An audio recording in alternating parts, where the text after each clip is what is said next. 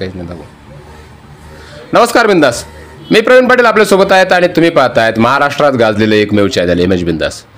नवनवीन विषयांना हात घालण्याचा प्रयत्न आपण नेहमीच करत असतो. राजकारणामध्ये सत्ता बदल होत असतात, नेते इकडच्या पक्षातून तिकडच्या पक्षात जात असतात, येत असतात, सत्ता स्थापन होत असते, सत्ता पडत असते.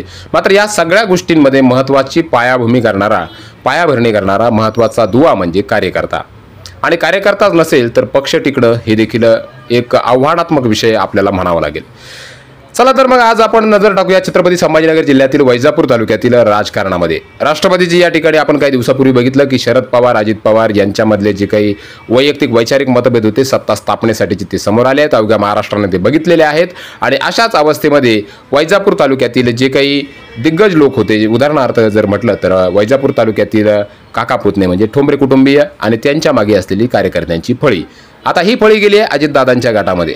या सगळ्या गोष्टीवरती आपण चर्चा टाकणार आहेत. मात्र या सर्व चर्चेवरती नव्यानं एक चेहरा पुन्हा वैजापूर तालुक्यामध्ये सक्रिय होताना पाहायला मिळत आहेत आणि त्याच चेहऱ्यासोबत आज मी प्रवीण पाटील चर्चा करणार आहेत एमएच बिंदासच्या माध्यमातून, जी चर्चा तुम्ही या एमएच बिंदास चॅनलला बघत आहात. तर आपल्यासोबत आहेत आज एक दिग्गज व्यक्तिमत्व, कधी काळी ज्यांनी माझी खासदारांना देखील ललकारलं होतं, असं एक दिग्गज व्यक्तिमत्व जर म्हटलं तर चंद्रकांत कटारे नाना. खूप खूप स्वागत तुमचं. एक महत्त्वाचा विषय जर सांगायचा झाला तर बऱ्याच दिवसापूर्वी कटारे हे नाव अनेकांनी ऐकलं, दिग्गजांच्या तोंडूनही ऐकायला मिळालं. परंतु मध्यंतरी कुठंतरी हे नाव एक ज्याला आपण म्हणतो विसर पडणं, अशा पद्धतीच्या भूमिकेत गेलं होतं. काय सांगाल? माझी समाजाबरोबर सामाजिक बांधिलकी असल्या कारणाने जे रंजले गांजले कार्यकर्ते आहेत आणि त्यांना आधार नसतो कोणाचा, आणि म्हणून या ठिकाणी का सगळ्याच पक्षामध्ये मोठी गर्दी असते. आणि ही गर्दी असल्यामुळे आपल्याला गर्दीत जाणं कुठे काही परवडत नाही, कारण आपला काही व्यवसाय नाही राजकारण. आपल्याला सगळ्यात जास्त म्हणजे समाजकारणाची आवड आहे. आणि समाजकारण करीत असताना काय होतं का ही जी काही बहुगर्दी असती पक्षामध्ये कुठल्याही बी, आणि त्याच्यामध्ये आपण घुसलो तर त्यांना आपली अडचण होती. आणि म्हणून या ठिकाणी कार्यकर्त्यांचा रेटा असा होता की साहेब तुम्ही कुठेतरी आपण काम केलं पाहिजे, आपण काम केलं तर न्याय देऊ शकतो समाजाला, अन्यायाच्या विरुद्ध लढा देऊ शकतो. आणि म्हणून अशी बऱ्याच वेळेस कार्यकर्त्यांची आम्हाला मागणी आहे. आणि म्हणून या ठिकाणी आत्ताच राष्ट्रवादी काँग्रेसमध्ये जी काही फूट झाली आणि शरद पवार साहेबांच्या विचाराला आम्ही सहमत आहे. आणि शरद पवार म्हणजे एक बिनडागी माणूस आहे. आणि म्हणून या ठिकाणी शरद पवारांच्या विचाराची कास धरून आम्ही या ठिकाणी कार्यकर्त्यांबरोबर चर्चा केली. आणि कार्यकर्त्यांनी सांगितलं की साहेब आपल्याला काही हरकत नाही, आता सगळे जे काही लोक आहेत हे या ठिकाणाहून म्हणजे दुसऱ्या अजित पवारांबरोबर गेलेले आहे. आणि म्हणून आपल्याला या ठिकाणी काही हरकत नाही आता काम करण्यासाठी, असा कार्यकर्त्यांनी आम्हाला इशारा दिल्यामुळे काही आमचे नेते मंडळी होते मुंबईला, आमचे सहकारी त्यावेळचे शिवसेनेत काम करीत असताना, तर ते आता राष्ट्रवादीत शरद पवारांबरोबर आहेत. आणि शरद पवार हा एक म्हणजे देशाचा जाणता राजा आहे. आणि त्यांना जी आहे राजकारणाची खेळी बरोबर माहीत आहे का कोणाला कुठे कसं काय करायचं. आणि ह्या माध्यमातून आमचे जे काय आहे माझे सहकारी मुंबईचे, ठाण्याचे, तर यांनी फार आग्रह केला. आणि म्हणून मी या ठिकाणी निर्णय घेतला का पवार साहेबांबरोबर जाण्यासाठी आपल्याला काही हरकत नाही, का जेणेकरून आपल्याला समाजाचं अडीअडचणींवर मात करता येईल, जेणेकरून काही म्हणजे या तालुक्यामध्ये रखडलेली कामं आहेत ती कामं होत नाही. आणि ह्या कामाला चालना देण्यासाठी मग त्याचं उदाहरण आहे का विनायक सहकारी साखर कारखाना असेल, रोड रस्त्याचे कामं असतील, काही ठिकाणी बऱ्याच काही अडचणी आहेत. तुमचं ही आपली काय म्हणते याला रामकृष्ण उपसा जलसिंचन योजना, या योजनेला चालना देण्यासाठी. कारण काय झालं आहे का पुढाऱ्यांचं एकच गर्दी झाली आहे का आपल्याला कुठे काय मिळेल एवढंच एक धोरण आज पुढाऱ्यांचं झालेलं आहे. मित्रांनो, एक महत्त्वाचा विषय सांगू इच्छितो तुम्हाला. शिवसेनेचे उपजिल्हा प्रमुख म्हणून कटारे यांनी काही काळ काम केलेलं होतं. आणि वैजापूर तालुक्याचे जे लोकनेतृत्व ज्यांना आपण म्हणतो संबत आर्यमानी साहेब यांच्या अगोदर चंद्रकांत कटारे हे शिवसेनेमध्ये दिग्गज स्वरूपात सक्रिय होते. आणि त्यावेळेला तत्कालीन खासदार आमदार असले माजी खासदार ज्यांना आता आपण ते देखील दिवंगत झालेले आहेत असे रामकृष्ण बाबा पाटील यांच्या विरोधात देखील कटारे यांची आक्रमक भूमिका होती. थोडंसं तुमच्या या पक्षप्रवेशाबद्दल आपण नंतर बोलू, परंतु एक पूर्वी जी तुमची वैचारिक एक आक्रमक पवित्र असलेली एक पार्श्वभूमी होती, थोडंसं त्याबद्दल सांगा ना. ते सांगायचं जर ठरलं तर त्याच्यामध्ये असं आहे का आपल्याला कुठलाही राजकारणाचा लवलेश नसताना पहिल्यांदा अन्यायाच्या विरोधात चीड होती माझ्या मनामध्ये आणि आजही ती आहे. म्हणजे आजही ती खुणगाट आपल्या म्हणजे बसलेली आहे आणि म्हणून या ठिकाणी अन्यायाच्या विरोधात लढा देण्याची इच्छा असल्यामुळे त्यावेळेमध्ये 1983ला पहिल्यांदा मराठवाड्यामध्ये शिवसेनेची स्थापना माझ्या गावामध्ये केली, पानगाव तालुका वैजापूर येथे. आणि तिथून पुढे जी सुरुवात झाली तर मग मराठवाड्यामध्ये गंगापूर असेल, वैजापूर असेल, तिकडे कन्नड असेल, अशा या ठिकाणी सर्व ठिकाणी शाखा स्थापन करून आम्ही म्हणजे बरेच मोठा कार्यकर्त्यांचा जोडजमा तयार केला. आणि त्यानंतर जे आहे तर मग जिल्हाध्यक्ष झाले. मला जिल्हाध्यक्ष व्हा म्हणत होते, परंतु मला जास्तीची काही जाण नसल्यामुळे मी काही जिल्हाध्यक्ष झालो नाही. आणि मग मी तालुका अध्यक्ष मला भिवगाव येथे नेमण्यात आलं. आणि तिथून पुढे जे काही मग मी काम करण्यास सुरुवात केली तर काम केल्यानंतर पहिल्यांदा मी 90ला विधानसभा लढवली. विधानसभेला बाळासाहेब ठाकरे माझ्या प्रचाराला शिवसेनेच्या तिकीटवर मी पहिल्यांदा 1990ला शिवसेनेच्या विधानसभा लढवली आणि त्याच्या प्रचारासाठी माझ्या प्रचाराला बाळासाहेब ठाकरे आले होते. तर त्यावेळेमध्ये कारण हे सगळी दिग्गज मंडळी असल्यामुळे यांनी काही असं म्हणजे भाऊ करून किंवा दोघं तिघं माझ्याबरोबर लढून यांनी माझा पराभव केला. त्यावेळेस मला 13,000 काही मतं पडली होती. आणि दुसऱ्यांदा 95मध्ये सलग्न मी काम करीत असताना कुठंही न माघार घेता यांनी बरेच आघात आणायचा माझ्यावर प्रयत्न केला, परंतु परमेश्वर कृपेने आणि जनतेच्या रेट्यामुळे मला कुठेही काही कमी पडलं नाही.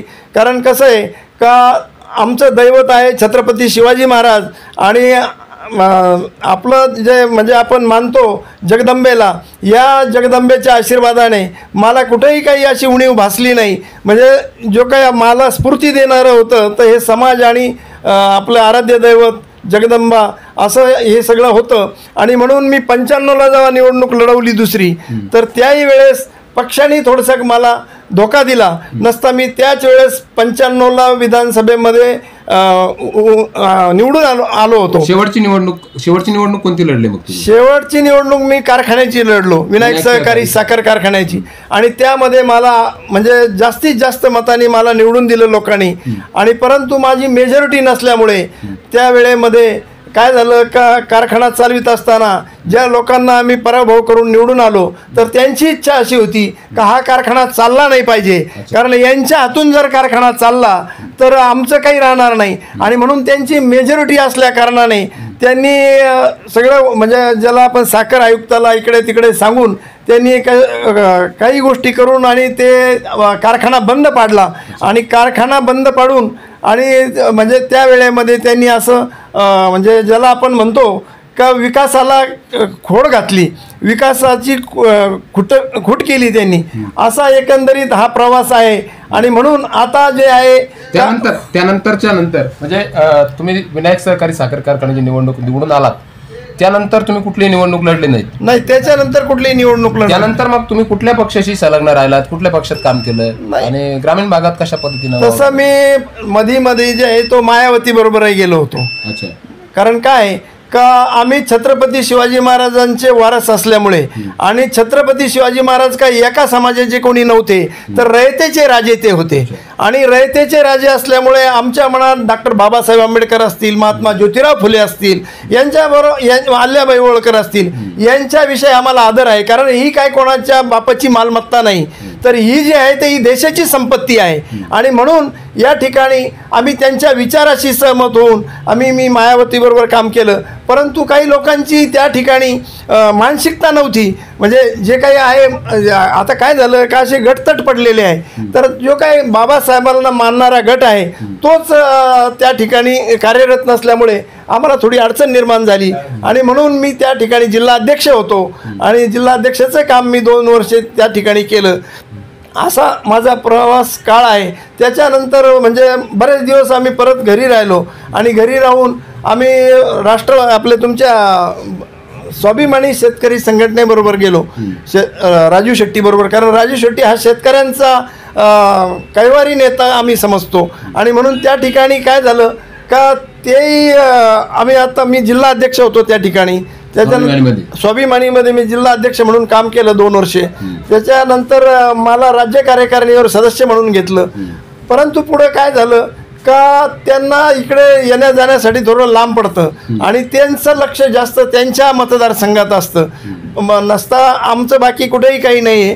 तुम्हाला असं वाटलं नाही का आपण विधानसभा लढवलेली आहे आणि विधानसभा लढवलेल्या माणसानं संघटनेमध्ये काम केल्यापेक्षा पक्ष जो म्हणतो आपण जिथं अनेक नेते दिग्गज असतात अशा फळीमध्ये जाऊन काम करावं असं तुम्हाला वाटलं नाही का? तसं वाटण्याची म्हणजे तसं वाटायला वाटतं, परंतु मी कुठल्याही पक्षाला चालत नाही. कारण जर मी त्या पक्षात गेलो तर त्यांना माहिती हा रेसचा घोडा आहे, हा कधी कोणाला कुठे पास करून जाईल. म्हणून त्या बहुगर्दीमध्ये माझं तिथं काही म्हणजे त्यांना मी चालत नाही. आता भाऊगर्दी कमी झाली आहे का? अजित पवारांकडे एक मोठा गट राष्ट्रवादीचा गेला आहे आणि त्यामुळे भाऊगर्दी कमी झाली म्हणून तुम्ही शरद पवार यांच्या गटामध्ये राष्ट्रवादीच्या या गटामध्ये प्रवेश केला? नाही, तसं नाही आहे. काय आहे का तुम्हाला सांगायचं म्हणजे असं का बहुगर्दी वगैरे तिकडे काही गेली नाही, फक्त पदाधिकारी गेले. परंतु कार्यकर्ते जे आहेत, जे त्यांचे मतदार आहेत ते म्हणजे निवडून आले, त्यांनी काही मतदारांना विचारलं नाही, ते गेले. परंतु बाकीचा जो गट आहे ज्याला आपण मतदार म्हणतो आणि जे मतदार आहेत ते शरद पवार साहेबाबरोबरच आहे. आणि म्हणून कार्यकर्त्यांनी सांगितलं का साहेब तुम्ही जोमाने उभा राहा, आम्ही तुमच्या पाठीशी खंबीरपणे उभे आहे. आणि म्हणून आम्ही निर्णय घेतला का आपल्या तुमच्या शरद पवार साहेबांबरोबर जायचं. एक महत्त्वाचा विषय या ठिकाणी काटेरी पाटील आपल्याशी मांडावा असं वाटतो. आता अजित पवार आणि शरद पवार ही काका पुतणे आहेत. महाराष्ट्राच्या राजकारणामध्ये दोन्ही जर बघितलं तर आपण सत्ता आणि सत्तेविरोधात दोन्ही ठिकाणी दोघंही आक्रमक आहेत आणि राजकीय डावपेचामध्ये पवार कुटुंबीय फार माहीर आहे. आणि अशा सगळ्या गोष्टी असताना जर उद्या आज भाऊगर्दी समजा आपण पकडू काही क्षणापुरतं की अजित पवारांकडे गेली आहे किंवा तिकडे सरकले आणि फ्रीडम फायटर म्हणून तुमची एक त्या ठिकाणी शरद पवार साहेबांनी नेमणूक केली, परंतु शरद पवार आणि अजित पवार हे दोन नेते जर एकाच व्यासपीठावर आले आणि दोन्ही राष्ट्रवादी पुन्हा एकच झाल्या त्यावेळेला तुमची भूमिका काय राहील? तरी आम्हाला काही अडचण नाही. आम्ही शरद पवारचे पक्के समर्थक आहे, खंदे समर्थक राहू. आम्हाला काही अडचण नाही अजितदादाची बी. अजितदादा त्यांचं ते तो वैयक्तिक विषय आहे, परंतु आम्ही पक्के म्हणजे पहिल्यापासून आम्ही शरद पवारांच्या विचाराला मान्य आहे. परंतु जी काही मंडळी आहे या ठिकाणी चांगल्या लोकांना, आता आम्ही चांगलं स्वतःला म्हणल्यापेक्षा समाज सांगेल कोण चांगलं आहे कोण वाईट आहे. आणि म्हणून या ठिकाणी आज तुम्हाला माहिती आहे का चांगलं काम करायचं असलं तर अनेक अडचणी निर्माण होतात. आणि म्हणून या ठिकाणी त्या माध्यमातून आम्ही बाजूला राहिलो. नसता आमची तालुक्यामध्ये एवढी ताकद आहे का आम्ही कोणालाही बी म्हणजे उलट पलट करू शकतो. महत्त्वाचा विषय आहे अजित पवार यांची राष्ट्रवादी पॉवरफुल की शरद पवार यांची राष्ट्रवादी पॉवरफुल, तालुक्यातला विषय सांगा.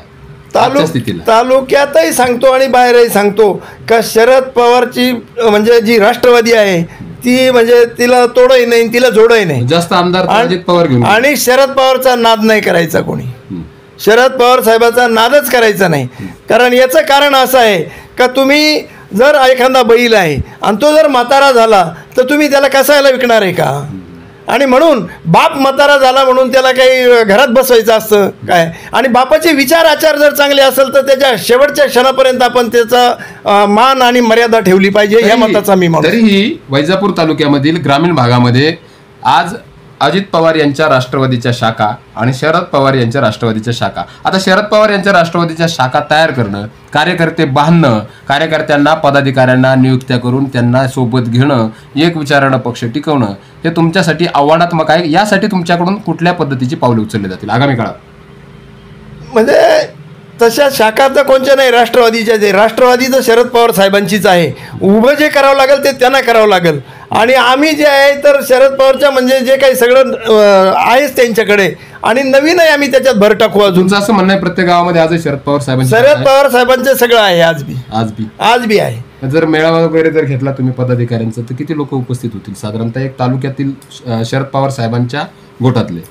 शरद पवार साहेबांच्या गोठातले आणि आता नवीन आम्ही कार्यकर्ते जोडलो असे मिळून आम्ही 10,000 लोकांपेक्षा जास्त लोक जमवू. वैजापूर तालुक्यामध्ये एक राष्ट्रवादीला एक शाप लागलाय असं वाटतंय काय की माजी आमदार भाऊसाहेब पाटील चिकडगावकर यांनी राष्ट्रवादी सोडली, पुतण्यानं उमेदवारी घेतली अभय पाटील चिकडगावकर, ते तिथं पराभूत झाले. त्यांनीही राष्ट्रवादी सोडली.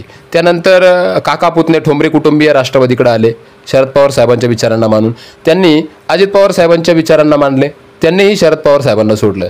अशा सगळ्या अवस्थेमध्ये आता पुन्हा हा चौथा एक राष्ट्रवादीला मोठा आव्हानात्मक निर्णय तालुक्यासाठी काय सांगाल?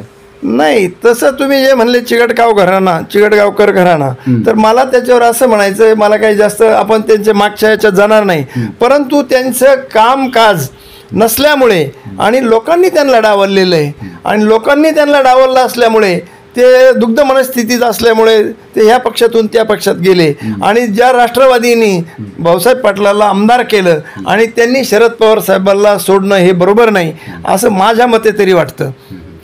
आणि म्हणून त्यांचं कामकाज आजही तुम्ही, आता आम्ही त्यावेळेस त्या कैलास पाटील वारले आणि त्याच्यानंतर त्यांच्या धर्मपत्नी ताई वारल्या, त्यावेळेस आम्ही बरेच लोक गेलो आणि ते जाता येता लोकांनी एवढ्या शिव्या घातल्या का ते रस्तेच चालत नव्हते, गाड्याच नाही, गाड्या जायलाच रस्ता नाही, का गुडघ्या इतकले खड्डे होते त्या रस्त्याला, आजही आहे. आणि म्हणूनसाठी त्यांचं कामकाज नसल्यामुळे लोक त्या घराण्याला वैतागलेले आहेत. आणि म्हणून लोकांची काही चूक नाही, कारण काय भूल थापांना लोक बळी पडतात आणि शरद पवार साहेबांकडे पाहून लोकांनी निवडून दिलेलं आहे, असं वैयक्तिक काही कोणाला निवडून दिलं. प्रवेश झाला त्या दिवशी शरद पवार साहेबांनी तुमचं वैजापूर तालुक्यातील जी काही राष्ट्रवादी वाढविण्यासाठी काही चर्चा झाली? वाढवण्यासाठी म्हणजे चर्चा अशी झाली, आम्ही ज्यावेळेस गेलो आणि पवार साहेबांना भेटलो तर पवार साहेबांनी सगळं माझा तो लेखाजोखा पाहिला आणि त्याच्यानंतर त्यांनी सांगितलं का तुम्ही काम करा, कार्यकर्ते आपले सगळे जागेवर आहे, जरी नेते मंडळी गेली असेल तर कुठली अडचण आपल्याला नाही, असं आमचं थोडक्यात बोलणं झालं. 10 मिनिटं आम्ही बोललो साहेबांना. सरासरी जर बघितलं आपण येवल्यामध्ये पवार साहेब आले होते, त्यानंतर वैजापूरमध्ये अशी काही तुमची नवीन काही अशी प्लॅन आहे, योजना आहे का एखादी अशी की त्या ठिकाणी कार्यकर्त्यांना संबोधित करण्यासाठी आगामी काळामध्ये, या महिन्यामध्ये किंवा पुढील महिन्यामध्ये शरद पवार साहेबांचा दौरा वैजापूरमध्ये होईल? आमचं चाललंय का जे आमचं असं नाही का ह्योच माणूस आला पाहिजे आणि म्हणूनच आम्ही ती मीटिंग लावू असं आमचं मत नाही. आम्हाला पक्षाने कोणताही नेता दिला तर पहिला मेळावा मराठवाड्यात राहील तो वैजापूरला राहील, असं आमची धारणा आहे. एक शेवटी जाता जाता एक महत्त्वाचा प्रश्न, राजकारण आणि अर्थकारण दोघे एकमेकाचे सख्खे भाऊ आहेत आणि राजकारण करत असताना ज्याचं अर्थकारण जितकं सबळ तितकं त्याचं राजकारण प्रबळ. तर ज्या पद्धतीनं तुम्ही आज वैजापूर तालुक्यामध्ये पवार साहेबांच्या विचारांना प्रचारित करण्यासाठी काम करणार आहेत, तर यासाठी पुढं आगामी काळामध्ये विधानसभा आहेत, 1 वर्षाच्या कालावधीवरच 1-2 वर्ष लागतीलच. तर ज्या वेळेला विधानसभा लागतील, लोकसभा होतील, अशा वेळेला एक प्रबळ अर्थकारणाचा चेहरा पण असा पक्षाला हवा असतो. तर हे सगळं बांधणीच तुम्हाला आव्हानात्मक वाटत नाही का? आमच्याकडे म्हणजे अर्थकारणाला मी महत्त्व देत नाही, मी कामाला महत्त्व देतो. आणि काम ते आमचे जे आता नेते आहेत हे शरद पवार आहेत, यांना अर्थकारणाची गरज नाही. ज्यावेळेस म्हणजे जसा सिंह जंगलामध्ये गरजतो आणि त्याप्रमाणे जर शरद पवार साहेब गरजले तर त्या ठिकाणी आपोआप त्या म्हणजे मतदारांचं आकर्षण होतं. अशी त्यांच्यामध्ये ती अर्थकारणाची ताकद आहे. अर्थकारणाची गरज नाही, त्यांचं काम आहे आणि काम असल्यामुळे त्यांना अर्थकारणाची गरज नाही. मला तर नाही, लगेच नाही. तर एक महत्त्वाचा आणखी एक शेवटचा प्रश्न, आता तुमचा प्रवेश झाला आहे, आगामी काळामध्ये तुम्ही कशा पद्धतीने काम करायचं ठरवलं? तुम्ही वैयक्तिक तुमची दिशा काय? वैयक्तिक दिशा म्हणजे अडीअडचणीवर मात करणे. अडीअडचण म्हणजे समाजामध्ये ज्या किरकोळ काही अडचणी असतात, अडचणी काही समाजाच्या मोठ्या नसतात, मग ते तहसीलला असेल, ते कलेक्टर ऑफिसला असेल, ते ग्रामसेवककडे असतील, म्हणजे तलाठ्याकडे असतील, ह्याच अडचणी असतात लोकांच्या. लोकांना काय पाहिजे? लोकांना बाकीच्या काही अडचणी नाही. म्हणजे अशा ह्या छोट्या छोट्या अडचणीला मात करून आपल्याला काही कोणाच्या घरी पाणी व्हायची गरज नाही आहे. म्हणजे माझं मत असं आहे, कारण मी शेतकरी कुटुंबातला माणूस आहे आणि मला त्या दैनंदिन जीवनामध्ये लोकांच्या काय अडचणी येतात याची मला कल्पना आहे. तर मित्रांनो, आपल्यासोबत होते चंद्रकांत कटारे आणि आता ज्यांनी काही वर्षांपूर्वी शिवसेनेचे उपजिल्हा प्रमुख म्हणून पद भूषवलं, त्यानंतर माजी खासदार रामकृष्ण बाबा पाटील यांनी चंद्रकांत कटारे यांना ललकारलं. त्यानंतर चंद्रकांत कटारे यांनी देखील त्यांना ललकारलं. कारखान्याच्या निवडणुका झाल्या, विधानसभेची निवडणूक ते लढलेत आणि या सगळ्या घडामोडींनंतर जनतेच्या एक मूलभूत हक्कासाठी त्यांनी आता राष्ट्रवादीचा जो गट आहे, शरद पवार यांचा जुना गट जो आहे, त्या गटामध्ये जाऊन प्रवेश केला आहे. शरद पवार साहेबांच्या हस्ते त्यांचा प्रवेश झालेला आहे आणि आगामी काळामध्ये कशा पद्धतीची राष्ट्रवादीची भूमिका असणार आहेत याबद्दल देखील त्यांनी आपल्याशी चर्चा केली. बिंदास राजकारणामध्ये मी प्रवीण पाटील या ठिकाणी रजा घेतो. पुन्हा भेटूया नवीन अशाच बिंदास व्यक्तिमत्वासोबत. तोपर्यंत तुम्ही पाहत राहा एमएच बिंदास. आणि हो, या व्हिडिओमध्ये चंद्रकांत कटारे यांच्या स्टेटमेंटला आधारित, याचबरोबर मी विचारलेल्या प्रश्नांना आधारित आपल्याला काय प्रतिक्रिया आहेत त्या आपल्या कमेंट बॉक्समध्ये मांडायला विसरू नका, जेणेकरून पुढील व्हिडिओमध्ये आम्ही त्याचा पुनरुच्चार करण्याचा प्रयत्न करू. धन्यवाद.